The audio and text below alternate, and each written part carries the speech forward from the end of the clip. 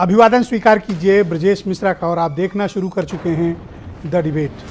बहनों भाइयों, मेरे पीछे दिख रही भारत की संसद आज इसके कार्यकाल का अंतिम कार्य दिवस था। बहनों भाइयों, 73 साल से अधिक वक्त तक भारत के लोकतंत्र को महान बनाने, मजबूत बनाने में इस बिल्डिंग का बहुत बड़ा योगदान रहा है। इससे साधारण ईंट गारे की बनी हुई इमारत नहीं, बल्कि ये देश के 140 करोड़ लोगों की संयुक्त आवाज़ का प्रतिनिधित्व करने वाली इमारत है। बहन भाइयों, इसके इतिहास भी उतना ही महत्वपूर्ण है, इसका वर्तमान भी उतना ही मजबूत है। और भारत के लोकतंत्र जिससे पूरी दुनिया ने सीख ली, उसके लिए इस बिल्डिंग का अनमोल महत्व है। इसके महत्व का अंदाज़ा जब आप लगाने चलेंगे, रोंगटे खड़े हो जाएंगे जैसे मेरे। जब आप इसके बारे में सोचते हैं, तब एक आम आदमी इस देश में किस प्रकार से सत्ता का अंग हो सकता है, लोकतंत्र ने इस बिल्डिंग के जरिए सुनिश्चित किया है। आज इसका अंतिम कार्य दिवस था और अब नया काम नई संसद भवन से शुरू होगा। तो वहाँ क्या होगा, पहला ऐसा क्या होने वाला है उस नए सदन के भीतर, आज इस सारे मामलों को लेकर हम इस पर चर्चा को आगे बढ़ाएंगे। बहनों भाइयों, आज़ाद भारत में भारत के करोड़ों लोगों की आकांक्षाओं का प्रतिनिधित्व करने वाली ये बिल्डिंग, जिसे हम पार्लियामेंट ऑफ इंडिया संसद भवन के नाम से जानते हैं, आज ये रिटायर हो गई। बहनों भाइयों, ये भावुक पल है। ये सिर्फ एक बिल्डिंग नहीं, ये इमोशंस हैं, ये जन आकांक्षाओं का प्रतीक है। ये भारत के लोकतंत्र की महानतम इमारत है, जिसने इस देश में हर तरह की परिस्थितियां झेली। और बहनों भाइयों, पुराने वक्त से याद करने की ज़रूरत है, हमें टाइम ट्रेवल करने की ज़रूरत है और ये समझने की ज़रूरत है कि इस बिल्डिंग का इतिहास क्या है। मैं आग्रह करूंगा सभी स्टूडेंट से, उन युवाओं से और आप सभी से कि आप जानें, इसके बारे में पढ़ें, पुस्तकों के जरिए पढ़ें, इंटरनेट पर पढ़ें, लोकसभा राज्यसभा की वेबसाइट्स पर पढ़ें कि भारत की इस महान संसद का क्या पूरा प्रारूप है। बड़े भाई, 1927 में ये इंपीरियल काउंसिल ऑफ इंडिया की बिल्डिंग हुआ करती थी। एक लेजिस्लेटिव काउंसिल थी तब, जो अंग्रेज चलाया करते थे। उसमें भारतीय भी प्रतिनिधित्व था, लेकिन उनकी कोई आवाज़ नहीं हुआ करती थी। और 1947 में जब ये देश आज़ाद हुआ, तब उसके बाद नई संविधान सभा की यहाँ जब बैठक शुरू हुई और 3 वर्षों तक 26 जनवरी 1950 तक, 15 अगस्त 1947 से 26 जनवरी 1950 तक यहाँ तकरीबन 3 वर्षों तक भारत के संविधान की चर्चा हुई।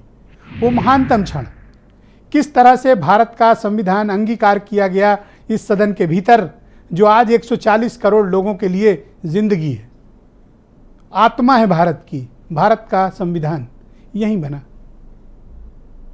और एक से एक खराब वक्त देखा है इस संसद ने, एक से एक ऊंचाइयां हासिल की हैं, एक से एक उपलब्धियां हासिल की हैं, तो बड़ी बड़ी मायूसियां भी हाथ लगी हैं। 1947 का भारत, 1950 का भारत, गरीबी, अशिक्षा, स्वास्थ्य संबंधी परेशानियां, भूख, असुरक्षा, पार्टीशन, भयानक त्रासदी के बीच ये देश गुजर रहा था। तब इस देश को सहारा दिया इस संसद भवन ने। 4 युद्ध भारत को फुल फ्लेजेस वॉर पे जाना पड़ा, उसको भी झेला इस संसद ने। पाकिस्तान के 2 टुकड़े करके बांग्लादेश बनाने का कार्य भी इसी बिल्डिंग के भीतर ही अनाउंसमेंट हुआ था। बहनों भाइयों, ये कोई मामूली बात नहीं है, महानतम उपलब्धियां रही। पंडित नेहरू का कार्यकाल रहा हो, शास्त्री जी का कार्यकाल रहा हो, इंदिरा गांधी का कार्यकाल रहा हो, उसके बाद संवित सरकारों का कार्यकाल रहा हो, या उसके बाद अल्पमत वाली सरकार का भी कार्यकाल रहा हो। बहनों भाइयों, भारत के 73 साल की डेमोक्रेसी में इस बिल्डिंग ने सब कुछ देखा है। धारा 370 भी हटते देखी है, जीएसटी भी लगते देखी है, एक वोट से सरकार गिरते हुए भी देखी है। यह अप्रतिम है। इस संसद भवन के भीतर 400 से भी ज़्यादा सांसदों के साथ बैठने वाले प्रधानमंत्री भी देखे हैं और महज इकाई में आने वाले सांसद इस देश के प्रधानमंत्री बने, ये इस संसद ने भी देखा है। बहनों भाइयों, 140 करोड़ लोगों के इस आकांक्षाओं से जुड़ी हुई ये इमारत, ये सामान्य नहीं है, असामान्य है, असाधारण है, अप्रतिम है। और भारत के लोकतंत्र का ये म्यूजियम है, संग्रहालय है। हमें देखना चाहिए, सबको जाना चाहिए। और मैं आग्रह करूंगा भारत की सरकार से कि इसको म्यूजियम में घोषित किया जाए, छात्राओं को, छात्रों को, युवाओं को पहले अवसर दिया जाए ताकि वो भारत की डेमोक्रेसी के बारे में जान सकें। मदर ऑफ डेमोक्रेसी, भारत की संसद। बहनों भाइयों, जो उतार चढ़ाव इस संसद ने देखे हैं, दुनिया के शायद ही किसी मुल्क की डेमोक्रेसी ने देखे हों। और जब मैं इस संसद भवन की बात करता हूं तब मैं ये कहता हूं कि भारत का लोकतंत्र महान है, यहां का संविधान महानतम है, भारत के लोगों की आकांक्षाएं बड़ी हैं और भारत का भविष्य भारत के लोकतंत्र में है। बिना डेमोक्रेसी के भारत की परिकल्पना भी नहीं की जा सकती, सोचा भी नहीं जा सकता। और उसको इंश्योर कौन करता है? इस इमारत में किया जाता है, अब तक किया जाता रहा है। अब हम नई संसद में जा रहे हैं। लेकिन आज बहनों भाइयों, पूरी दुनिया भर में भारत के डेमोक्रेसी की साख इस इमारत के जरिए है। ये इमारत आपकी करेंसी में भी मौजूद है, आपके दिलों में भी मौजूद है, आपकी पुस्तकों में है, आपके दिमाग तक है। सदियों तक इस इमारत को भुलाया नहीं जा सकता। हर एक भारतीय के समक्ष अगर कोई एक इमारत है जिसके बारे में हर कोई जानता है, शायद यही वो इमारत है, भारत की संसद, पार्लियामेंट ऑफ इंडिया। नई संसद का कार्यकाल शुरू होने जा रहा है। बड़ी चर्चा है कि कुछ होने जा रहा है। जिससे भी बात करो हर कोई ये कह रहा है कुछ बड़ा होने जा रहा है, कोई कहता कुछ तो होने जा रहा है। हम भी यही जानना चाहते हैं क्या होने जा रहा है, और यही सवाल का जवाब आज हम तलाशेंगे इस डिबेट के जरिए। नई संसद भवन में क्या होने जा रहा है, क्या कुछ बड़ा? कुछ बयान सुन लें आप, फिर आज की डिबेट को हम आगे बढ़ाएंगे। भारत के प्रति शक करने का एक स्वभाव कई लोगों का बना हुआ है और जब आजादी मिली तब से चल रहा है। इस बार भी यही था, कोई डिक्लेरेशन नहीं होगा, असंभव है। लेकिन ये भारत की ताकत है कि वह भी हुआ। हमने वो किया, ये ठीक है। G2 ठीक है, G2 क्या G20 सर? नहीं, क्योंकि वो जीरो में कमल का फूल ही दिखता था। अब देखिए साहब, वो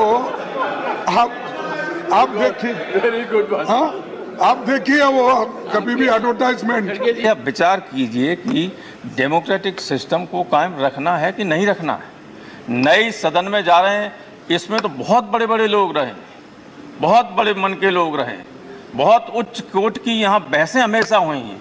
इसने देश को बहुत कुछ दिया। संविधान सभा में तो हमारा लोगों ने कहा ही, आप सब जानते हैं कि दुनिया का जब बना तो ये सर्वश्रेष्ठ संविधान था। क्या हम उस संविधान को ठीक तरीके से रख सके, उसमें कुछ जोड़ सके? सिर्फ रोजाना घटाने का काम कर रहे हैं। बहनों भाइयों, आज की परिचर्चा को आगे बढ़ाते हैं। हीरो वाजपेयी उत्तर प्रदेश में भारतीय जनता पार्टी के प्रवक्ता हैं। सुनील सिंह साजन समाजवादी पार्टी के प्रवक्ता हैं। सीपी राय उत्तर प्रदेश में कांग्रेस कमेटी के प्रवक्ता, सर्वेश मिश्रा आम आदमी पार्टी से हैं और केपी मलिक जाने माने पत्रकार और विश्लेषक दिल्ली से हमें ज्वाइन कर रहे हैं। आप सबका शुक्रिया और धन्यवाद इस कार्यक्रम में मेरे साथ शिरकत करने के लिए। हीरो वाजपेयी जी, अभी मैं याद कर रहा था अपनी पार्लियामेंट ऑफ इंडिया का, जिसका आज एक तरह से रिटायर्ड हो गई, अब संग्रहालय में तब्दील हो गई। एक बड़ा अवसर था हम सब के लिए भी ये देखना कि इस संसद भवन ने भारत के लोगों की आकांक्षाओं की कितनी पूर्ति की। आपके विचार में जानना चाहता हूँ। और दूसरा, ये नई संसद भवन में होने क्या जा रहा है जिसको लेकर इतनी ज़्यादा चर्चा है? देखिए, मुझे लगता है भारत के 75 साल के इतिहास में वो लोकतंत्र का मंदिर है और उस लोकतंत्र के मंदिर में लोकतंत्र की सारी मर्यादाएं और परंपराएं निभाते हुए देश की समकालीन सरकारों ने अपने कार्य किए, देश के विकास के पथ पे आगे बढ़ाया। देश ने चाहे कोई विषमता झेली हो या आर्थिक उत्थान या कोई युद्ध लड़ा हो या देशवासियों के लिए कोई बड़े बड़े निर्णय लिए हों, वो सब उसी लोकतंत्र के मंदिर से लिए गए। मैं उस लोकतंत्र के मंदिर को प्रणाम करता हूं। हम लोग कई बार अंदर से देख सके, लेकिन उसके सदस्य होने की गौरव नहीं प्राप्त हुआ। सभी का एक मन रहता है राजनीति में कि हम उस मंदिर में जाएं और उस लोकतंत्र के भागीदारी के सदस्य बने। मुझे लगता है इतनी बड़ी जगह है वो, और 140 करोड़ भारतवासियों का प्रतिनिधित्व करने वाले लोग उसके अंदर रहते हैं, और विशाल देश में जो नीतियां बनती हैं उस नीति की नियंत्रण का भी वो एक बड़ा जगह है जहां पर उस नीतियों का निर्धारण होता है। मुझे लगता है कि एक बहुत बड़ी इमारत है, और जो आपने कहा बरसों भारतवासियों के मन में रहेगी, और आने वाली पीढ़ियां भी इसके बारे में जानकारियां करती रहेंगी कि भारत के 75 साल में जो निर्णय हुए वो संसद के अंदर हुए। और लोकतंत्र का इससे विशालतम मंदिर मुझे लगता है विश्व के किसी देश के पास नहीं है, क्योंकि भारत सबसे बड़ा लोकतांत्रिक देश है, सबसे बड़ी जनसंख्या वाला देश है। जहां तक रही बात कि हम नए जगह गए हैं, उसका भी स्वागत है कि नई बिल्डिंग में गए हैं, नए तरीके से गए हैं, नई चीजें हैं, और मुझे लगता है वहां बैठकर नए नए तमाम निर्णय भी होंगे जो भारत को आगे बढ़ाएंगे, भारतवासियों को आगे बढ़ाएंगे, चर्चा है कि कुछ बड़ा होने जा रहा है, मजबूत करेंगे, हमारे संविधान के अनुसार कार्य करेंगे। क्या बड़ा होने जा रहा है? देखिए, ये तो निर्णय वही पता लगेगा क्या बड़ा होने जा रहा है। भारतीय जनता पार्टी के प्रवक्ता होने के नाते मैं यही कह सकता हूं कि लोकतंत्र के उस पावन मंदिर में भारत के वासियों के लिए, 140 करोड़ की जनसंख्या के लिए जो भी कार्य होगा मुझे लगता है वो महानतम होंगे। जो भी निर्णय लेगा वहां पक्ष विपक्ष, क्योंकि सब जनता का प्रतिनिधित्व करते हैं, जितने भी सांसद में जनता का प्रतिनिधित्व करते हैं, जनता की चेहरा बता रहा है कि कुछ तो है, लेकिन आप उसको शब्द नहीं दे रहे हैं। निकलेगा वो जनता के हितों के लिए ही निकलेगा। कुछ तो है, आपका चेहरा बता रहा है कि कुछ है, आप शब्द भले ना दें। देखिए ब्रजेश जी, शब्दों के माया जाल में हम नहीं फंसने वाले हैं, पर मुझे ये पता है कि लोकतंत्र की उस पावन जगह पे देश का लोकतंत्र मजबूत होगा, संविधान मजबूत होगा, देश की जनता को नए आयाम मिलेंगे, देश आगे बढ़ेगा। अरे मैं कौन सा माया जाल फैला रहा हूं? मैं तो सिंपल सवाल पूछ रहा हूं। मैंने आपने कहा कि आप शब्द नहीं ढूंढ पा रहे, मैंने कहा मुझे शब्दों का माया जाल आता नहीं। Okay, all right. मैं आपके मित्र सुनील साजन, समाजवादी पार्टी के प्रवक्ता, उन्हें आमंत्रित करता हूं। सुनील जी, आपका स्वागत। नई संसद, पुरानी संसद अब रिटायर हो गई है। अभी हम सब ने उसका इतिहास पढ़ा, आपने भी पढ़ा होगा, उपलब्धियां भी, नाकामियां भी। इस देश में बहुत कुछ हुआ 73 सालों में, जब से ये सदन में संविधान अंगीकार किया गया। अब नई संसद बन गई है, और पिछले कई दिनों से बड़ी चर्चा है, बड़ी तेज चर्चा है। आज और तेज चर्चा शुरू हुई, कल और तेज चर्चा होने वाली है। क्या होने जा रहा है नई संसद में? आप लोगों को कुछ एहसास है क्या? अब देखिए ब्रजेश जी, हम लोग तो बस आप लोगों के माध्यम से पता करना चाहते हैं, या बीजेपी के लोगों से आप सवाल करते हैं तो वो बताते नहीं कि क्या होने जा रहा है। लेकिन जो संसद भवन है हमारा, जिसका इतिहास देश की आज़ादी से पहले से और अब तक, देश की आज़ादी से पहले का भी शानदार इतिहास है, जहां भगत सिंह जी ने इस पूरे देश को जगाया, पूरे देश के नौजवानों के अंदर एक क्रांति भरा, बम वहां दगाया, और आवाज वाला बम, किसी को नुकसान ना हो, लेकिन क्रांति पूरे देश में हुई, आजादी मिली। और जो सबसे बड़ी बात है कि आजाद भारत में जो संसद भवन ने उसके बाद जो फैसले किए हैं, वो पिछड़ों के लिए, दलितों के लिए, गरीब के लिए, किसान के लिए, मजदूर के लिए, महिलाओं के लिए, शिक्षा के लिए, दवाई के लिए, सड़कों के लिए, पूरे देश की तरक्की के लिए। और जो आपने जिक्र किया कि 3 साल संविधान की चर्चा होती रही, तो वो 3 साल इस देश की तरक्की के लिए, हर व्यक्ति के अधिकार के लिए, हर वर्ग, हर जाति, हर धर्म के व्यक्ति के भविष्य के लिए चर्चा हुई। और उसके बाद सरकारें किसी की भी रही हो, सबने काम किया, किसी ने कम किया, किसी ने ज्यादा किया। आज हमें खुशी है कि माननीय प्रधानमंत्री जी ने जब अपना भाषण किया, तो जो पूरी बीजेपी ये कहती रही लगभग 9 सालों से कि कांग्रेस ने क्या किया, जो प्रधानमंत्री रहे उन्होंने क्या किया, नेहरू जी ने क्या किया, तो आज माननीय प्रधानमंत्री जी ने भी नेहरू जी से लेकर के अंबेडकर जी, लोहिया जी, सबके योगदान पर उन्होंने चर्चा की। मुझे लगता है यह सकारात्मक बात है। जहां तक सवाल आपका है कि नई संसद भवन है, हम नए भवन में जा रहे हैं, इसका मतलब पूरे देश का भविष्य जा रहा है नए भवन में, और हमें उम्मीद है और भरोसा है अपने लोकतंत्र पर भी, संविधान पर भी। और मैं आपके कार्यक्रम के माध्यम से सरकार में बैठे लोगों से मैं अनुरोध करूंगा जी कि जो पहला फैसला हो वो आप अपने हित में मत लीजिएगा। पहला ऐसा कोई फैसला करिए जो देश हित में हो, जो सरकार के लोग, सर, मैं आज प्रोफेसर राम गोपाल यादव को सुन रहा था, मिलकर के ताली बजाएं और स्वागत करें उसका। आपकी पार्टी के सीनियर लीडर मैं उसी पे राज्यसभा में बोल रहे थे कि डेमोक्रेसी को कमजोर करने का काम दिनों दिन होता जा रहा है। इस बयान के पीछे तात्पर्य क्या है आपका?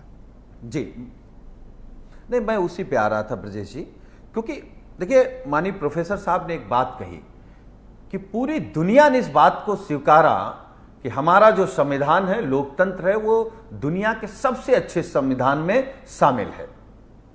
लेकिन सरकारें लगातार उस संविधान में नई अच्छी चीजें जोड़ कम रही हैं, उसको घटा रही, कम कर रही हैं। अब आप संविधान में, जो संविधान ने पिछड़ों को आरक्षण दिया, दलितों को आरक्षण दिया, महिलाओं को आरक्षण पंचायत में मान लीजिए दिया है, या गरीब के लिए जो काम किया है, तो जो वो उस विचारधारा के लोग हैं जो नहीं चाहते हैं कि पिछड़ा, दलित, गरीब, किसान भी तरक्की करे, उनके मन में है कि संविधान में कुछ संशोधन करें, संविधान में कुछ फेरबदल करें। संविधान ज्यादा ताकत दे रहा है जिनको हम नहीं चाहते हैं कि उनको ताकत मिले। सीपी राय, उत्तर प्रदेश में कांग्रेस कमेटी के प्रवक्ता। राय साहब, शुक्रिया आपका। भारत का लोकतंत्र अपने नए घर में प्रवेश कर रहा है। बड़ी चर्चा है कि कुछ होने जा रहा है। कांग्रेस को कुछ आइडिया क्या होने जा रहा है? ब्रजेश जी, पहले तो 2-3 साल के बाद शायद मैं आपसे जुड़ रहा हूँ। 2-3 साल से पॉलिटिक्स में नहीं था जी, और लंबे अरसे बाद आज आपके चैनल पर हूँ। अच्छे लग रहे हैं, चमक रहे हैं, स्मार्ट लग रहे हैं, आवाज भी गरज रही है, बोलिए। आज घर आ गया हूँ 20 दिन बाद लखनऊ में रह के जी, और थका हुआ हूँ। थोड़ा सा भाषण का सुना मैंने, क्योंकि रास्ते में था, सुन नहीं पाया था। आकर के मैंने, जो कि अभी डिबेट में हिस्सा लेना था, थोड़ा भाषण का छोटे छोटे टुकड़े में सुनने की कोशिश की लोगों की। पहली बात तो मेरी यही समझ में नहीं आया कि संसद को बदलने की आवश्यकता क्या थी। नए संसद में अभी एक बहुत सीनियर एमपी मुझे बता रहे थे कि सेंट्रल हॉल नहीं रखा गया है। सेंट्रल हॉल जो है वो जीवंतता की जगह है। वहाँ पक्ष विपक्ष दोनों मर्यादा अपना दायरा खो देते हैं और मिलजुल करके साथ बात करते हैं, हर चीज़ पे विचार विमर्श करते हैं, और वहाँ पक्ष विपक्ष की दूरी खत्म हो जाती है।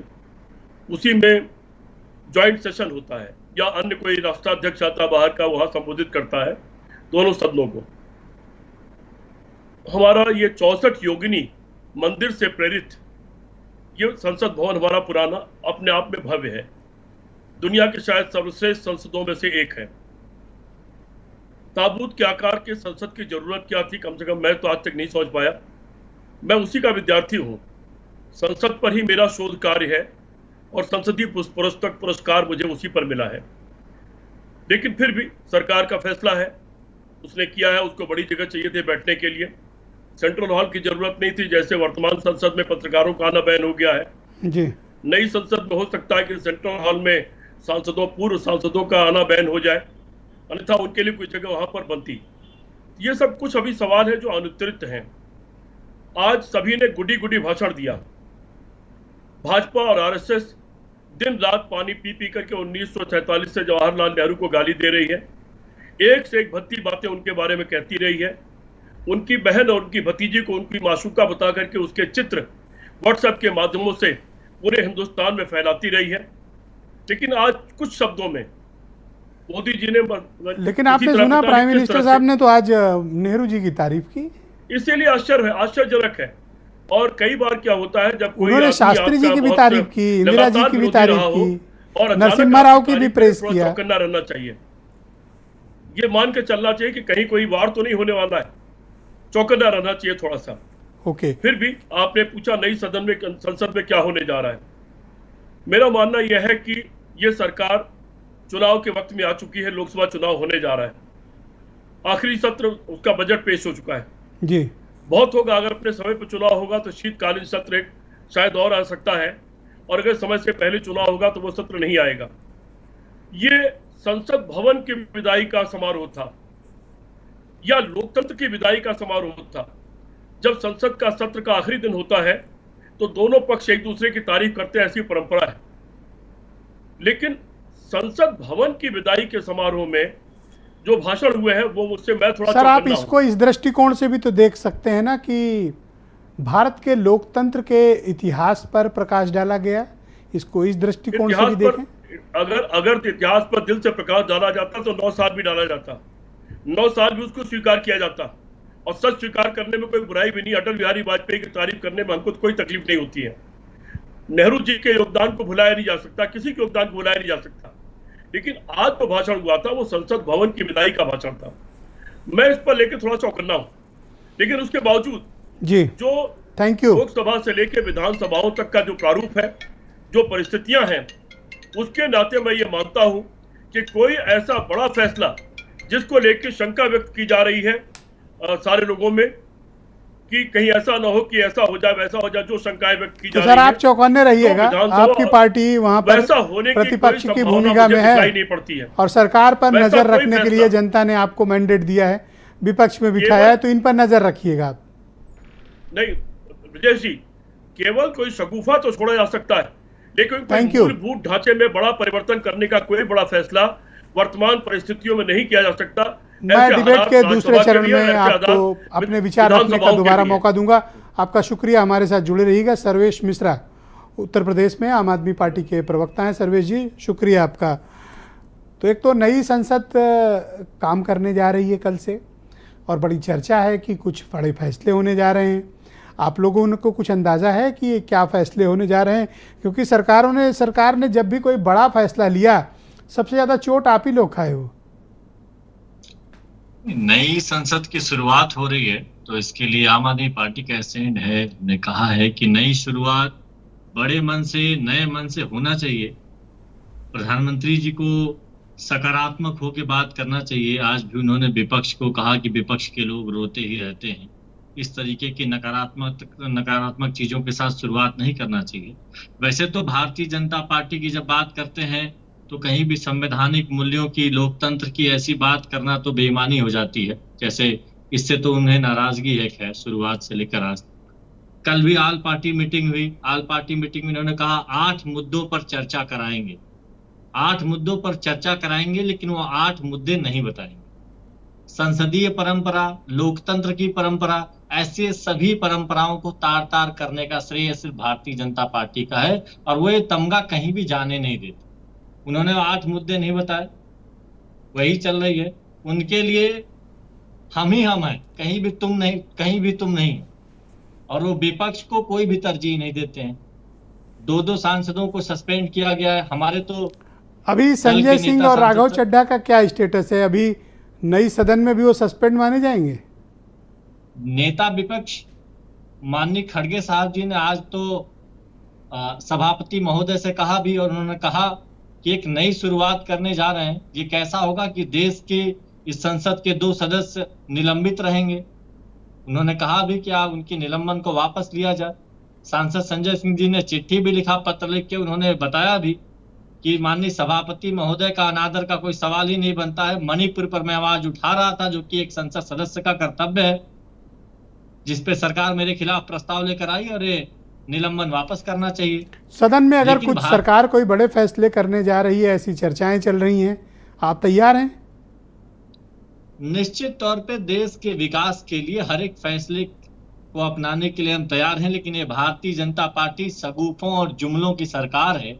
इनसे इस देश के विकास और उत्थान के लिए कोई फैसला करने की उम्मीद ही नहीं है। नफरत और बांटने वाले फैसले लेते हैं।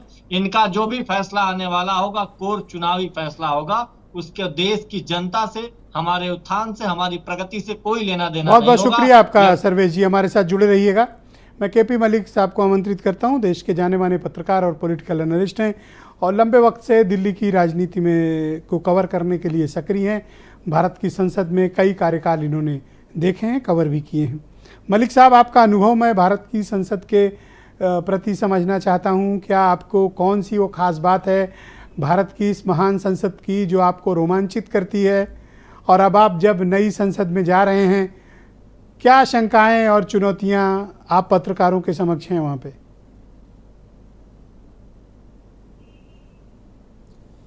देखिए ब्रजेश जी, अगर ये देखें कि जिस प्रकार से हमारी पुरानी संसद है उससे हम इस तरह से जुड़े हुए थे कि जिस तरह से कोई अपने घर में रहता है। मुझे करीब 30-31 साल पार्लियामेंट के उस कॉरिडोर में जाते हुए हो गए हैं और पार्लियामेंट के कोने कोने चप्पे चप्पे से मैं वाकिफ़ हूँ। आज हमें बड़ी भावुकता लग रही थी ये सोचते हुए कि कल से ये पार्लियामेंट बदल जाएगी और कल से यहाँ पे कोई नहीं आएगा, इसका स्वरूप बदल जाएगा। हमने लोकतंत्र के मंदिर के रूप में इस पार्लियामेंट को देखा है। और ब्रजेश जी, मैंने बहुत सारी चीज़ें मैं यहाँ चैनल पे नहीं बता सकता कि मैंने तमाम जो पुराने नेता हैं उनको बोलते हुए देखा है, पिन ड्रॉप साइलेंस पार्लियामेंट को देखा है, हमने नोटों की गड्डियाँ उड़ती हुई इस पार्लियामेंट में देखी है, हमने वाजपेयी जी की सरकार 1 वोट से जाते हुए इस पार्लियामेंट में देखी है। और सबसे महत्वपूर्ण जो है, जो आज भी हमारे रोंगटे खड़े हो जाते हैं, 13 दिसंबर 2001 को पार्लियामेंट पर जो हमला हुआ था उसमें गोलियों को अपनी आंखों के सामने चलते हुए लोकतंत्र के इस मंदिर को छलनी होते हुए मैंने देखा है। मेरे सामने गोलियां चल रही थी और मैंने तमाम चीज़ों को, तमाम लोगों को मैंने अपनी आंखों से देखा है ब्रजेश जी, तो वो भी अनुभव मेरे सामने है। जहाँ तक बात नई संसद की है, नई संसद में ये होता है कि जैसे आपका कोई पुराना घर है और उसमें आप देखते हैं भावुकता से, जब नए घर में आप जाते हैं वो आधुनिक घर होता है, उसमें आधुनिक सुख सुविधाएं होती हैं। इसमें कोई दो राय नहीं है कि जो नई संसद बनी है वो आधुनिकता से लैस है, लेकिन पुरानी संसद भी कोई कम नहीं थी, वहाँ पे भी तमाम चीज़ें थी, लेकिन 100 साल पुरानी इमारत थी, उसमें तमाम सुख सुविधाएं, तमाम जो आजकल टेक्नोलॉजी की चीज़ें वो उसमें नहीं थी। ये सरकार कहीं ना कहीं इस चीज़ को फील कर रही थी। ये मुझे लगता है ये सोचते हुए उन्होंने नई संसद का निर्माण किया और उसमें ये लोग शिफ्ट कर रहे हैं। बहुत सारे अनुभव हैं ब्रजेश जी, अगर आप कोई विशेष अनुभव कहेंगे वो भी मैं बता दूंगा, लेकिन मैंने बहुत बारीकी से लगभग 30 साल आप इस संसद भवन को कैसे याद रखना चाहते हैं? पार्लियामेंट में घूमते हुए आपके मेमोरी में वो किस तरह से रहेगी? ब्रजेश जी, अगर मैं संसद भवन में देखूं, संसद भवन में बहुत ही बढ़िया माहौल रहता था। जब वाजपेयी जी के टाइम में मैंने बहुत ही बारीकी से 5 साल की उनकी सरकार के दौरान जो कवर किया, बहुत बढ़िया माहौल रहता था। अगर हमें लगता था कि वाजपेयी जी एक मीटिंग ख़त्म करके अपने कमरे में जा रहे हैं तो कहीं भी पत्रकार उनको घेर लेते थे। उससे पहले नरसिंह राव के दौर से ये चीज़ें शुरू हुई थी, तमाम प्रधानमंत्री, गृह मंत्री या दूसरे लोग थे, हम उनको घेर लिया करते थे। उसके बाद थोड़ा सा कम हुआ था मनमोहन सिंह की सरकार में, लेकिन हम इस तरह से याद रखना चाहते हैं कि मोदी जी की सरकार में तमाम पार्लियामेंट के गलियारे खाली हो गए और तमाम प्रधानमंत्री की बात तो दूर, किसी मंत्री या गृह मंत्री को आप रोक के सवाल नहीं पूछ सकते, गपशप नहीं कर सकते, बात नहीं कर सकते। मैंने आडवाणी जी को और वाजपेयी जी को बहुत करीब से कवर भी किया, देखा भी है, और मैं उनको पहचान लेता था कि वाजपेयी जी आज बोलने के मूड में हैं कि नहीं है, या आडवाणी जी आज बोलने के मूड में है कि नहीं है। मैं मुद्रा बता देता हूं आपको, अगर वाजपेयी जी, आडवाणी जी किसी मीटिंग में से ऐसे करते हुए निकले हैं तो समझ लीजिए आज ये कुछ बोलेंगे। अगर वो ऐसे करके निकले हैं तो कुछ नहीं बोलेंगे। तो हमने इस तरह से चीजों को बहुत करीब से देखा है ब्रजेश जी। अच्छा, वर्तमान जो दौर है सरकार का, उसका प्रेस के साथ क्या अनुभव है संसद भवन के भीतर? क्या आप मानते हैं कि ये दूरियां बहुत बढ़ती जा रही हैं? देखिए ब्रजेश जी, मेरा मानना ये है कि हम लोग जिक्र करते थे, खासकर जो टेलीविज़न के पत्रकार थे जी। और ये मैंने जो बताया 13 दिसंबर 2001 पार्लियामेंट पर अटैक के बाद सख्तियां बढ़ गई थी पार्लियामेंट में। उससे पहले इतनी सख्ती नहीं थी। मीडिया को भी बहुत बारीकी से चेक किया जाता था और धीरे धीरे मीडिया में भी कटौती की गई थी। पहले एक संस्थान से कितने पत्रकार पार्लियामेंट में जाएंगे उस तरह का रहता था, धीरे धीरे कटौती करते बहुत हद तक कटौती हो गई है। बहुत चुनिंदा लोगों को इस बार पास दिए गए हैं और आने वाले समय में मुझे ये लगता है कि पार्लियामेंट में पत्रकारों की एंट्री बैन हो जाएगी। सिर्फ कुछ एजेंसियाँ, दूरदर्शन और ANI, PTI जैसे संस्थानों को ही एंट्री मिलेगी जो अपनी खबर एक दे देंगे या एजेंसी आपको खबर दे देगी, आप अपने हिसाब से चलाइए। बाकी आपका टेलीविज़न पे प्रसारण चलेगा राज्यसभा लोकसभा चैनल पे प्रसारण चलेगा, उसमें से आप जो लेना है ले लीजिए।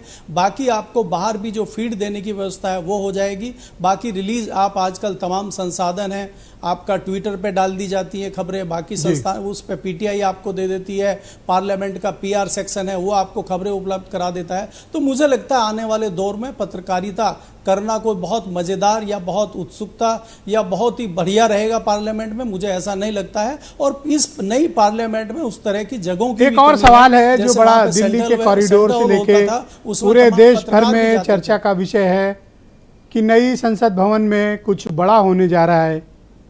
कुछ आइडिया है क्या बड़ा होने जा रहा है?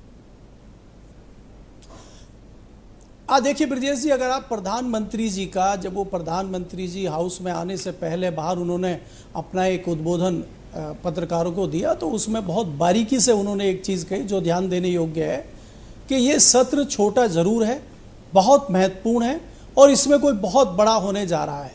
और उन्होंने ये भी कहा कि मेरी विपक्ष से गुजारिश है कि वो बहुत अच्छे से हमारा साथ दें, सहयोग करें, रोना धोना तो चलता रहता है। तो प्रधानमंत्री की ये बात जताती है कि पार्लियामेंट में कुछ बड़ा होने जा रहा है और उनको विपक्षी कोई चिंता नहीं है, उनको जो करना है वो करेंगे। और बड़ा होने में क्या होगा इसका तो मुझे लगता है मैं भी बहुत शुक्रिया आपका जी। लेकिन हाँ ये बता सकते हैं कि जो महिलाओं पे बहुत ज़्यादा फोकस मोदी जी कर रहे हैं, तो महिलाओं की भागीदारी राजनीति में बढ़ाने के लिए कोई बिल आ सकता है, इस तरह की चर्चा यहाँ पे है। बहुत शुक्रिया आपका। मैं हीरो वाजपेयी जी को आमंत्रित करता हूँ। उत्तर प्रदेश में भारतीय जनता पार्टी के प्रवक्ता हैं वाजपेयी जी। घूम फिर कर बात वही आ रही है कि बीजेपी की केंद्र की सरकार संसद भवन में कुछ बड़ा प्लान करने जा रही। क्या महिला आरक्षण विधेयक लाने की कोई तैयारी है? ये बिल लाया जाएगा? देखिए, भारतीय जनता पार्टी हमेशा से समर्थक रही है कि महिलाओं को प्रॉपर प्रतिनिधित्व राजनीति में मिलना चाहिए। भारतीय जनता पार्टी ने अपने संगठन में तो उसको हिस्सा दिया ही है, और अगर कोई इस तरह का बिल सरकार लाती है तो मुझे लगता है भारतीय जनता पार्टी हमेशा से इसकी समर्थक रही है। जहां तक संसद के अंदर क्या बिल आएंगे, क्या होगा, मुझे लगता है संसद की बिजनेस है और संसद के सामने ही आएगा। भारतीय जनता पार्टी के प्रवक्ता के नाते मैं ना कोई कयास लगा सकता हूं, ना ही इस बारे में मुझे कोई प्रॉपर जानकारी है। जहां तक जो भी शंकाएं हो रही हैं, मुझे लगता है कि भारत के लोकतंत्र में जो कुछ भी संसद में पेश होगा वो भारतीयों के उत्थान के लिए ही होगा। और भारतीय होने पर जब हमें गर्व है तो हम उसको पार्टियों के बीच में नहीं बांटते कि मैं भाजपाई हूं, कांग्रेसी हूं, समाजवादी हूं। आप कहूं 140 करोड़ भारतीयों के लिए जो कुछ भी संसद का आएगा वो उत्थान के लिए होगा और उसका हम सबको इंतजार करना चाहिए। क्या भारतीय जनता पार्टी 33% रिजर्वेशन को सपोर्ट करती है, या फिर आप इसे बढ़ाना चाहते हैं, या इसे कम करने की पक्षधर है? क्या स्टैंड है आपका? देखिए, भारतीय जनता पार्टी आधी आबादी का पूरा सम्मान करती है और आधी आबादी को उचित प्रतिनिधित्व देने के लिए पार्टी अग्रसर है जी। इसके अलावा और कोई एजेंडा नहीं है आपका? विपक्ष आप पर डाउट कर रहा है, आपकी आलोचना कर रहा है, और आप जो कुछ करने की तैयारी कर रहे हैं उस पर शंका है उनको और वो प्रश्न उठा रहे हैं। डेमोक्रेसी में प्रश्न होने चाहिए और आपका कर्तव्य है कि आप उन्हें जवाब दें। मुझे लगता है कि भारत के विकास के लिए जो भी कुछ भारत की संसद में आएगा, लोकतंत्र के मंदिर में आएगा, वो भारत के उत्थान के लिए होगा। इनकी सारी शंकाएं निर्मूल साबित होंगी। तो क्या ये उत्थान हम लोग महिला आरक्षण के साथ स्वीकार करें? नहीं, सभी चीजों के साथ स्वीकार करें। देश में हर किसी को आगे बढ़ने का अधिकार है। मुझे लगता है आधी आबादी उसके लिए भी जरूरी है। जो भी हिंदुस्तान की अब जो इतनी आबादी उसमें आधा हिस्सा रखती, क्यों नहीं बढ़ना चाहिए? लेकिन खाली इसी आधार पर मुझे लगता है संसद में तमाम पार्टियां इसकी समर्थक नहीं रही हैं और इसलिए उनकी शंका बार बार इसी पर आती है। 3 बार कह चुके हैं आधी आबादी, ये एक तरह का निर्मूल, ये आधी आबादी। तो क्या 50% आरक्षण देना चाहते हैं? देखिए, मेरे देने या न देने से नहीं होगा ब्रजेश जी, आपके मुझसे बार बार पूछने से भी नहीं होगा। मुझे लगता है कल संसद के नए भवन में आने दीजिए, तमाम चीजें सामने आएंगी और जो सरकार ने तय कर रखा होगा वो बैठ के डिस्कशन करेंगे। मैं कोई जाल संसद के बिछा अभी के कई नहीं दिन बाकी हैं। बैठा हूं प्रधानमंत्री ने कि आप कहा इस तरह से डाउट करें कि मैं निर्णय लेंगे। घेर रहा हूं, मुझे लगता ऐसा है कि कुछ वहां नहीं के सांसदों पे छोड़ देना चाहिए कि जो महत्वपूर्ण निर्णय लेंगे। मैं सुनील साजन को आमंत्रित करता हूं, समाजवादी पार्टी के प्रवक्ता हैं। महिला आरक्षण को लेकर बड़ी खास चर्चा है, मीडिया के हलकों में हो या पॉलिटिकल कॉरिडोर में हो, एक्सपर्ट्स हो, उनको ही लगता है कि विमेन रिजर्वेशन बिल इंट्रोड्यूस किया जा सकता है। समाजवादी पार्टी का क्या स्टैंड होगा अगर ऐसा होता है तो? देखिए ब्रजेश जी, मुझे लगता है कि समाजवादी विचारधारा के लोग, वो डॉक्टर लोहिया जी रहे हों या नेताजी, लगातार महिलाओं के हक, अधिकार और उनकी बराबरी के लिए बात करते रहे।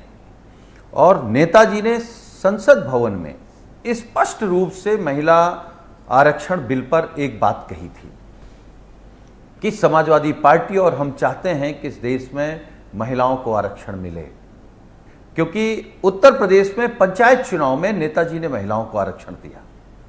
लेकिन समाजवादी पार्टी का यह मानना पहले भी था, आज भी है, कि सरकार 33% आरक्षण लेकर के आ रही है या उसमें यह तय करेगी कि पिछड़ी महिलाओं को कितने प्रतिशत रखा जाएगा आबादी के हिसाब से, दलित महिलाओं को, एसटी महिलाओं को और जनरल महिलाओं को।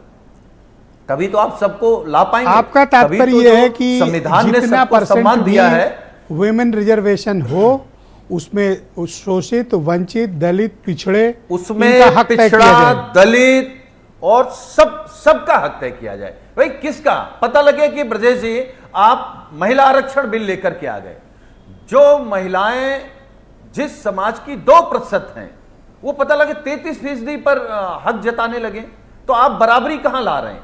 जो संविधान बता रहा है या दिखा रहा है, जो सपने दिखाएं या हक अधिकार दे रहा है, वो आप कहां ला पाएंगे? और बीजेपी लगातार कह रही है। तो इसके दो ही प्रोविजन हो सकते हैं जो हमारे पंचायत और नगर विकास में लागू है, पिछड़ी महिला और दलित महिला, ये दो अलग कर दिया जाए, बाकी नॉन रिजर्व। ठीक है, स्वीकार है? हाँ ठीक है, मुझे लगता है पार्टी को स्वीकार होगा, लेकिन यह भारतीय जनता पार्टी की हिम्मत नहीं है, क्योंकि ये नहीं चाहते हैं। ये तो पूरी ताकत लगा रहे। देखिए बीजेपी लगातार कह रही, माननीय प्रधानमंत्री जी ने क्या कहा कि डाउट कर रहा है विपक्ष। अरे केवल विपक्ष एक चीज आप क्लैरिटी दो, आपने कहा ठीक है दलित महिला, दलित पिछड़ा, पिछड़ी महिला ये चलेगा, तो अगर क्या 33% रिजर्वेशन की प्रणाली ये लाते हैं, उसमें आप दलित और पिछड़ी महिलाओं के लिए क्या हक चाहते हैं, कितने %? हाँ ब्रजेश जी, देखिए ये कोई भी फैसला तब तक नहीं हो सकता जब तक, जो बात माननीय अखिलेश यादव जी हमारे नेता लगातार कह रहे हैं कि जब तक इस देश में जाति जनगणना नहीं हो जाएगी। आप अनुमान लगा के पिछड़ों को क्या दे देंगे? अनुमान लगा करके दलित को क्या दे देंगे? अनुमान लगा के वही देंगे मुसलमान को क्या जो दे देंगे? पंचायत में अनुमान और लगा नगर करके पालिका बड़े में दिया समाज हुआ को है। क्या दे देंगे? सर नगर पालिका और पंचायत में जो लगता दिया है वही फार्मूला मान लो सर। ब्रजेश जी मैं कह रहा हूं वो फार्मूला कब लागू हुआ? अब जब इतनी टेक्नोलॉजी आ गई, देश इतना तरक्की कर गया, नए भवन में जा रहा है, तो पुरानी पद्धति पर क्यों? सर आपने दो बातें कर दी, एक सेकंड सर रुकना पड़ेगा आपको। आपने दो बातें कर दी, एक तरफ आप कहते हो विमेन रिजर्वेशन इज इंपॉर्टेंट और दलित और पिछड़ी महिलाओं को अलग से हिस्सेदारी, ठीक, एक बात आपने ये कही। अब आप कह रहे हैं कि पहले जातीय जनगणना करा लो तब ये मानेंगे। या तो वो वाले आपका बयान सही है या तो ये सही है, दोनों में कंट्राडिक्शन है।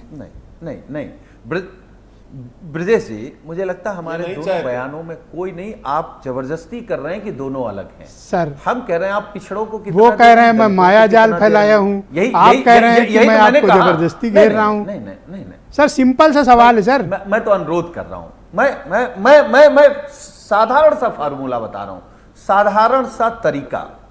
भाई समाजवादी पार्टी कहती है पिछड़ों को आप आरक्षण कितना देंगे? जितने पिछड़े होंगे। दलित को आरक्षण कितना देंगे? जितने होंगे।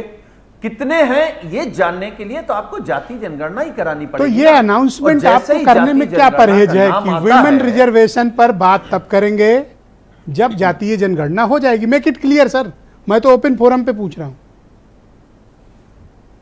हम केवल आपके कार्यक्रम में इतना कह सकते हैं कि महिला आरक्षण बिल पर समाजवादी पार्टी में नेताजी लगातार इस बात को कहते रहे कि सरकारें पहले तय करें। कांग्रेस सरकार से भी कहते रहे कि आप पिछड़ी महिलाओं को कितना हक देने जा रहे हैं, जो गांव में रहती हैं, जो खेती में, किसानी में, वही मैं सवाल कर रहा हूं जिसका आप बहुत घुमा के मुझे जवाब दे रहे हो। वो जब एक लाइन में सर क्लैरिटी दो, तब उनकी तरक्की होगी। विमेन रिजर्वेशन तब, जातीय जनगणना हो जाए तब, करेक्ट? मैं कह रहा हूं कि महिला आरक्षण बिल अगर बीजेपी ला रही है तो उसमें कितने प्रतिशत ओबीसी, कितने प्रतिशत एससी महिलाओं को आरक्षण देने जा रही है? तो सर ये तो तभी होगा जब धोखा करने जा रही है, कास्ट सेंसस हो जाए, पीछे करने की बात कर, कास्ट सेंसस से पता चलेगा। और ये तभी होगा ना, यही तो कह रहा हूं सर, यही बात तो हम कह रहे हैं, यही मैं पूछ रहा हूं। कह रहे थे कि आप दो बातें कह रहे हैं, मैं रॉकेट साइंस नहीं पूछ रहा हूं। हम कह रहे हैं अगर बीजेपी को लगता है कि महिला आरक्षण बिल देना है तो जातीय जनगणना तो करानी पड़ेगी। करेक्ट, तो आप तभी स्टैंड क्लैरिटी देंगे जब जातीय जनगणना हो जाएगी, अगर वो है। जी सीपी राय साहब, थैंक यू सुनील जी, शुक्रिया, फाइनली आपने एक्सेप्ट की ये बात। मैं सीपी राय साहब को आमंत्रित करता हूँ। महिला आरक्षण बिल अगर संसद में पेश होता है, जिसकी संभावना बहुत अधिक है और आप भी जिक्र कर रहे थे, कांग्रेस का स्टैंड क्या होगा? ब्रजेश जी, आपने देखा कि कांग्रेस पार्टी ने जो अभी मांग रखी है कि नए इस संसद भवन के सत्र में क्या हो, उसमें महिला आरक्षण की मांग खुद रखी कांग्रेस पार्टी ने। और कांग्रेस पार्टी तो शुरू से महिला आरक्षण के पक्ष में थी। महिला आरक्षण का कोई बिल आएगा, कांग्रेस पार्टी उसका पूर्णतः समर्थन करेगी। 33%, इसमें कहीं कोई शंका नहीं है। 33% शंका इस बात में है कि क्या भाजपा महिला आरक्षण चाहती भी है? मेरा जो जानकारी है, जस्ट सेकंड, मैं बीजेपी की बात बाद में करूंगा, पहले कांग्रेस की क्लैरिटी दीजिए। 33%, एक second sir, please sir, please, बहुत इंपॉर्टेंट है सर, करोड़ों लोगों से जुड़ी बात है, मेरे सवाल का जवाब दे दें सर, बस एक सेकंड रुक जाएं आप, एक सेकंड रुक जाएं, बस मेरा एक सवाल ले लें। सर आप लेना नहीं चाहते सवाल, सर जबरदस्ती आगे बढ़ रहे हैं, मेरा सवाल ले लें आप। मेरा एक सिंपल सा प्रश्न है कि क्या कास्ट सेंसस के बाद आप रिजर्वेशन को लागू कराना चाहते हैं, या जो प्रेजेंट स्टेटस है उस हिसाब से ही आप बंटवारा चाहते हैं? कास्ट सेंसस एक अलग इशू है, उसमें समय लगेगा। अगर महिला आरक्षण तत्काल लागू हो जाए, महिलाओं को उनका हक मिल जाए, ज्यादा जरूरी है। उसका फार्मूला जो भी हो, जिससे कि सभी को संतुष्टि हो, कि सबको उसमें सबकी भागीदारी मिल गई है। लेकिन महिला आरक्षण तो बहुत समय से लटका हुआ है, उसको सर दो स्टैंड आ गए। देखिए, आप अलायंस का पार्ट है, समाजवादी पार्टी का स्टैंड क्लियर है, पहले caste census, then decide women reservation. Brijesh बता दूं, मैं बता दूं, सेंसस जो सेंसस है, जनगणना, जाति जनगणना एक अलग इशू है, इसमें समय लगेगा इसको पूरा करने में समय लगेगा। How will you decide sir? Samajwadi party ने डिसाइड कैसे करोगे, किस फार्मूले पर डिसाइड करोगे सर? 33% आरक्षण लागू हो और उसमें जिस तरह का आरक्षण फार्मूला पहले से लागू है अन्य मामलों में, उसी आधार पर लागू किया जा सकता है। आपके अलायंस के एक मेजर पार्टनर सुनील साजन, समाजवादी पार्टी के प्रवक्ता, आपसे एक सीधा सवाल करना चाहते हैं। मैं चाहता हूं सुनील सिंह साजन को सीपी राय से कनेक्ट कर दिया जाए। गो अहेड, आप अपना सवाल साजन जी पूछ सकते हैं। पूछ लो। देखिए आदरणीय राय साहब, मैं केवल हालांकि मैं आपका पक्ष जानता हूं, लेकिन आप कांग्रेस का पक्ष रख रहे हैं। अगर आप ये कह रहे हैं कि 33% आरक्षण पर कांग्रेस सहमत है, तो उस 33% आरक्षण में पिछड़े और दलित महिलाओं को क्या मिलेगा, ये भी कम से कम आप करोड़ों लोगों को बता दें। थैंक यू सुनील जी, आप उनको जवाब दें। देश या देश के, थैंक यू सुनील जी, आपने अपना क्लियर कर दिया सवाल, अब राय साहब जवाब देंगे। राय साहब गो अहेड। जैसे ब्रजेश जी, आपने खुद ही पहले कह दिया, जैसे नगर निगम और बाकी जगहों पर आरक्षण का फॉर्मूला लागू है, उसी तरह से जिसकी जितनी संख्या और उसकी उतनी भागीदारी के आधार पर उनका आरक्षण फार्मूला लागू हो सकता है। राय साहब, इट्स नॉट पॉसिबल, क्योंकि ये नगर निगम और पंचायत का, ये स्थानीय स्तर पर हर प्रदेश में अलग अलग फार्मूला है। आप उस फार्मूले, तेलंगाना में कुछ है, आंध्रा में कुछ है, उड़ीसा में कुछ है, यूपी में कुछ है। ब्रजेश जी, मोटे मोटे तौर पर अभी तक जो आरक्षण का फार्मूला है दलित का, पिछड़े का, वो तो अपनी जगह मौजूद है ना, जो नौकरी और सब चीज में लागू होता है। उसके तो एक रेशियो तय है, कितने इतने रेशियो में उनको रिजर्वेशन मिलेगा। फिलहाल महिलाओं को उनका हक मिलना बहुत जरूरी है। पर मैं एक बात कह रहा था, मुझे शंका है कि बीजेपी ये बिल लाएगी। हाँ, मुझे ये जरूर जानकारी है कि बीजेपी पिछड़ों में अति पिछड़े और उस तरह के आरक्षण देने का बिल ला सकती है। इसकी मुझे जरूर जानकारी कहीं से मिली तो है। आपको मुझे ये लगता है जानकारी कि जो रिजर्वेशन जॉब्स में है वही रिजर्वेशन उठा के महिलाओं को दे दिया जाए, ये कोई लॉजिक नहीं हुआ सर? नहीं, लॉजिक क्यों नहीं हुआ? जो जितना परसेंट दलित और महिलाएं और पिछड़ी है उनका आरक्षण उस तरह लागू होना चाहिए। लेकिन मेरा कहना है कि पहले महिला को हक तो मिले, इतने वर्षों से उसकी मांग हो रही है, उसको दबा के रखा गया है। अब कम से कम वो आरक्षण लागू तो हो, एक बार वो लागू हो जाए, फिर अगर जाति जनगणना हो जाएगी। आपका कहने का तात्पर्य है कि टोटल में मिला लूं तो 49% यानी 33% अगर हुआ तो आधा उसका दलित महिला और पिछड़ी महिला के लिए रिजर्व कर दिया जाए। आप करेक्ट मैं कह रहा हूं, आप सहमत हैं? मेरा मानना है कि शुरुआत करने के लिए यही फार्मूला हो सकता है, आधा। सुनील साजन, आप अब तसल्ली है आपको या कोई और है असमंजस? मुझे लगता है इंडिया परिवार वो तय कर लेगा। जो बात समाजवादी पार्टी कह रही है, मुझे लगता है इंडिया जो सर 50% सुन के आप चुप हो गए, सवाल पीछे कर लिया, वरना कूद के आए थे इनसे सवाल पूछने। नहीं, वो अभी भी कंफर्म नहीं है कांग्रेस, क्योंकि नेताजी तो कांग्रेस सरकार में सवाल खड़ा कर रहे थे। जब कांग्रेस महिला आरक्षण बिल ला रही थी, तब नेताजी ने सदन में कहा गजब सर, कि ये हम तो तब स्वागत करेंगे जब आप कांग्रेस दलित और गरीब का आप बताइए। सर दोनों लोग को स्क्रीन पे लाया जाए सर, कुछ अपना कहना चाहते हैं, दो लोग आपस में सर सेटल करें सर, एक ही अलायंस है सर। मेरे लिए छोटा भाई है, मैं इसको कोई टक्को नहीं कर रहा हूँ।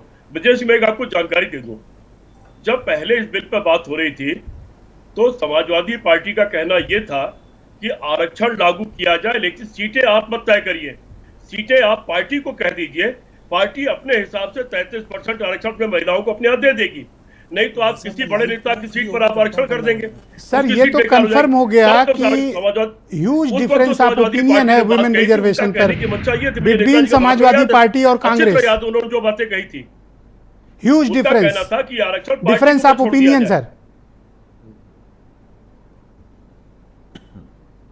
राय साहब जी, आप दोनों की राय अलग अलग है, आप लोगों में राय बिल्कुल नहीं है, समझ का फर्क है।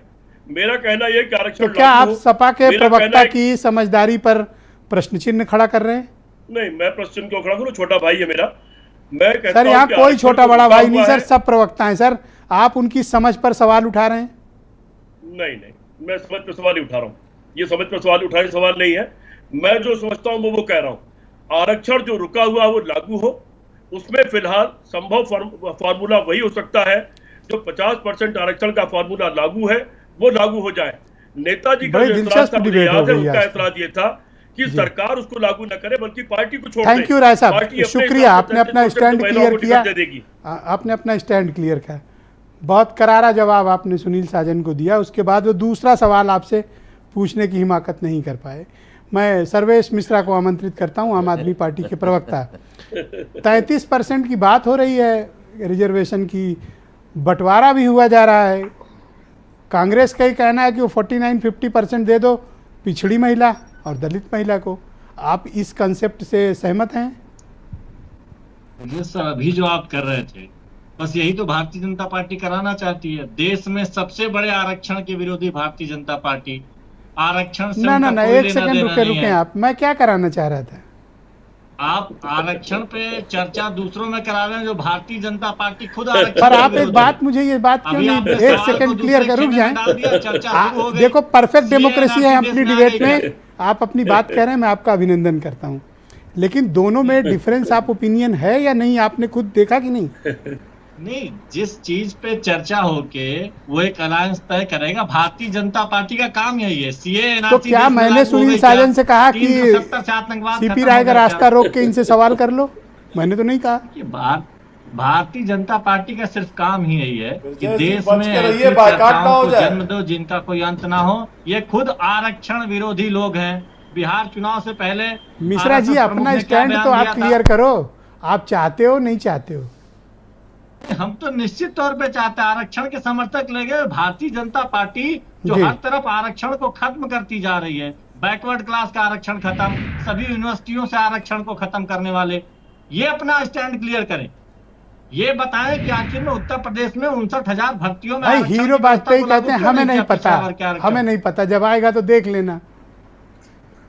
नहीं, हीरो वाजपेयी बता भी नहीं सकते ना, बात को दो लोगों को देखिए, बता रहा था, आप लोग भी तो यही कह के निकल सकते थे। कौन सा कोई चाकू लगा के बैठा था कि नहीं बता के जाओ, तब तो आप ही कूद के विश्लेषण करने लगे थे। अब मुझ पर सवाल कि मैं जो है डिफरेंस करा रहा हूं दोनों में। नहीं, ये निश्चित तौर पर देखिए, जो खुद भारतीय जनता पार्टी को तो तुरंत हाथ खींच के चले गए, नहीं हमें आरक्षण से मतलब नहीं, हमें आरक्षण का पता भी नहीं। उन्होंने कहा मुझे कुछ नहीं पता, जब आएगा तो देख लेना, यही कह के आप लोग भी निकल जाते। तब तो भैया विद्वता आ गई थी सामने सबकी। आरक्षण के समर्थक लोग अब मुझ पे कह रहे हो कि आपस में लड़ा रहे हैं। न्यायपूर्ण तरीके से आए। धन्यवाद, थैंक यू। मैं केपी मलिक जी को आमंत्रित करता हूँ। मलिक साहब, वीमेन रिजर्व आपको बड़ी बाइकॉट की चिंता है। वाजपेयी जी चिंता मत करो, मुझे जो बाइकॉट करेगा मैं उसका बाइकॉट कर दूंगा, कोई प्रॉब्लम नहीं। जनता के साथ डिबेट शुरू कर देंगे, कोई नहीं आएगा तो।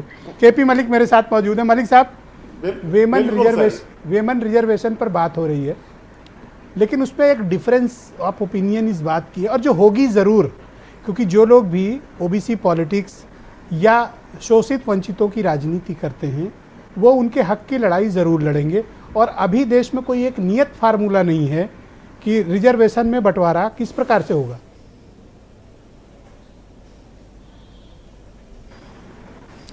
देखिए ब्रजेश जी, अगर आप देखें, भारतीय जनता पार्टी महिला आरक्षण बिल लाने की ज़रूर कोशिश करेगी और उसमें तमाम दांव पेंच चलेंगे। और कहीं ना कहीं भारतीय जनता पार्टी अगर इस मामले को नहीं ला पाती है या नहीं लाना चाहती है तो वो कहीं ना कहीं विपक्ष की कुछ पार्टियों को एक्सपोज कर देंगी। जैसे कि आपने पैनल पे अभी भी देखा कि कांग्रेस, समाजवादी पार्टी और आम आदमी पार्टी में आपस में ही मतभेद है, और यहाँ पे हीरो वाजपेयी जी चुपचाप अपना बैठे हैं। तो सदन में भी इसी प्रकार की लगभग तस्वीर आपको दिखाई देगी कि भारतीय जनता पार्टी बैठेगी और ये तमाम दूसरे टेक्निकल मुद्दों में मामला उलझ के रह जाएगा। मैं देखिए कई सालों से देख रहा हूँ कि पार्लियामेंट में महिला आरक्षण बिल को लाया जा रहा है, सरकारें लाने की कोशिश करती हैं, चाहे वो वाजपेयी जी की सरकार हो, चाहे और सर इन लोगों किसी से भी सवाल करो तो सब छत से कूद जाने की धमकी देते हैं कि कूद जाएंगे, अभी सवाल न करो सर। हाँ नहीं, देखिए दिखाने के लिए और महिलाओं की नाराजगी मोल लेने के लिए कोई नहीं है, लेकिन करना कोई नहीं चाहता। देखिए कोई नेता क्यों चाहेगा कि मेरी जगह कल कोई महिला सीट रिजर्व हो जाए, कहीं किसी दलित महिला की सीट रिजर्व हो जाए, तो कौन नेता चाहेगा ऐसा। तो कोई राजनीतिक दल के नेता चाहते नहीं है कि महिला बिल आए या वो पास हो, लेकिन दिखाने के लिए, महिलाओं की सिंपैथी लेने के लिए, उनको अपनी पार्टी से जोड़ने के लिए ये प्रयास सभी राजनीतिक दलों का रहता है। मुझे ब्रजेश जी ये कहने में कोई गुरेज नहीं है, क्योंकि मैं लगातार देख रहा हूँ लंबे समय से पार्लियामेंट में ये कोई भी सत्ताधारी दल सीधा इसके खिलाफ बोलता नहीं है, लेकिन हाउस में दांव पेच में उलझा के इसको रख दिया जाता है मामले को। आप ये मानते हैं कि आने वाले वक्त में ये मुद्दा फंसेगा? देखिए मुझे लगता है ब्रजेश जी, ये मामला भारतीय जनता पार्टी की सरकार जरूर लाएगी और इसके साथ जो नागरिक संहिता का मामला है उसको भी साथ में लेके आएगी। ये कुछ ऐसे मामले होंगे जिन पर भारतीय जनता पार्टी जरूर पास कराने की कोशिश करेगी। बाकी परिप्रेक्ष्य सर, जब सदन का नया सेशन अनाउंस किया गया, स्पेशल सेशन, सारी चीजें हैं। पहले बड़ी चर्चा थी कि बस वन नेशन वन इलेक्शन, अब तो लगभग तय है। फिर दूसरा एक बड़ा शिगुफा छूटा और 4 दिन डिबेट हुई, काफ़ी लोग कूद फान किए कि देश का नाम बदलकर भारत कर, जबकि वो पहले से संविधान में लिखा है। तो भाई लोग पूरी डिबेट किए, सब ने चर्चा की, भारत वो तो ऑलरेडी है। तो ये दोनों मुद्दे खत्म। अब आज दोपहर से चर्चा शुरू है वुमेन रिजर्वेशन।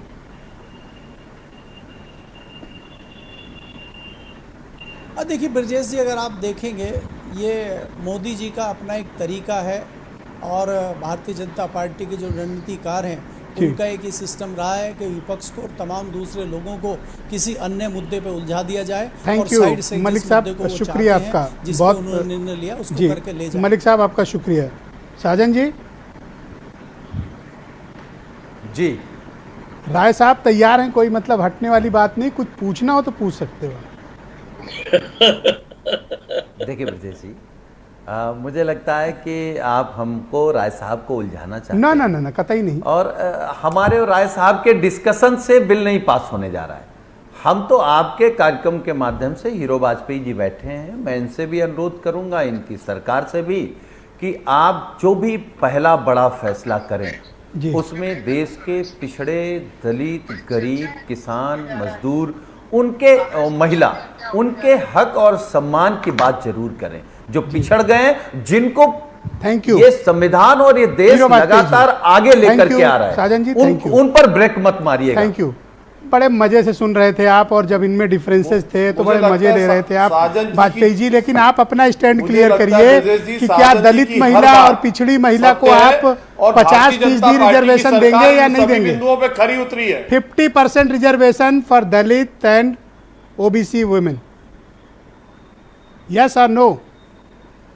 देखिए ब्रजेश जी, ये तो कानून के नियंता ही जानेंगे कि किस तरह देना है, पर हम पूरी तरह से ये मानते हैं कि महिलाओं को आरक्षण मिलना सर, चाहिए। आप सहमत हैं कि दलित और पिछड़ी महिला को आरक्षण दिया जाए? कर रखा है, लगातार दे रहे हैं। सर क्लियर करिए आप, दलित और पिछड़ी महिला को रिजर्वेशन मिले उनकी, ये महिला आरक्षण के खिलाफ उनकी आबादी के हिसाब से? वाजपेयी जी, बीजेपी महिला राय साहब आप बीच में नहीं, मैं उनसे बात कर रहा हूं सर। बिल्कुल बिल्कुल आरक्षण, देखिए आरक्षण का अर्थ ही ये है कि जो पिछड़ा है, शोषित है, वंचित है, समानता की ड्रेस सर, में पिछड़ गया है, 50% उसको आरक्षण मिलना चाहिए, और वो आरक्षण जरूर या फिर जातीय जनगणना कराएंगे? देखिए ये सब तो ब्रजेश जी मैं तय नहीं कर सकता। मुझसे आप अगर लॉजिक पे बात करेंगे तो मैं भारतीय जनता क्या पार्टी का जातीय जनगणना के हक में आप हैं? किस स्वरूप में आएगा वो आपको कल पता कास्ट लगेगा। सेंसस हो जाए तब दिया जाए। सबको आरक्षण जो शोषित वंचित है उसको समानता की धारा में आने के लिए यदि आरक्षण की सर, हम ये आवश्यकता है कहते हैं कि आपको हम रोटी देंगे, हमारी भूख 4 रोटी की है, बाद में आप हमको 1 टुकड़ा पकड़ा दें। हमें बता दीजिए कितनी रोटी देंगे आप?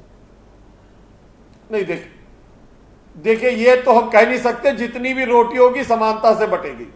तो इनसे तो बड़े मजे ले रहे थे कि इनका डिफरेंस है, डिफरेंस तो आपके साथ भी जुड़ा हुआ है। जनगणना कराएंगे नहीं तो समानता बहुत बहुत शुक्रिया, मैं आप सबका बहुत आभार प्रकट करता हूँ। बहुत बहुत धन्यवाद इस दिलचस्प चर्चा में मेरे साथ शिरकत करने के लिए, बहुत बहुत शुक्रिया। और बहनों भाइयों, आप सबका भी धन्यवाद इस कार्यक्रम में जुड़ने के लिए। धन्यवाद, नमस्कार।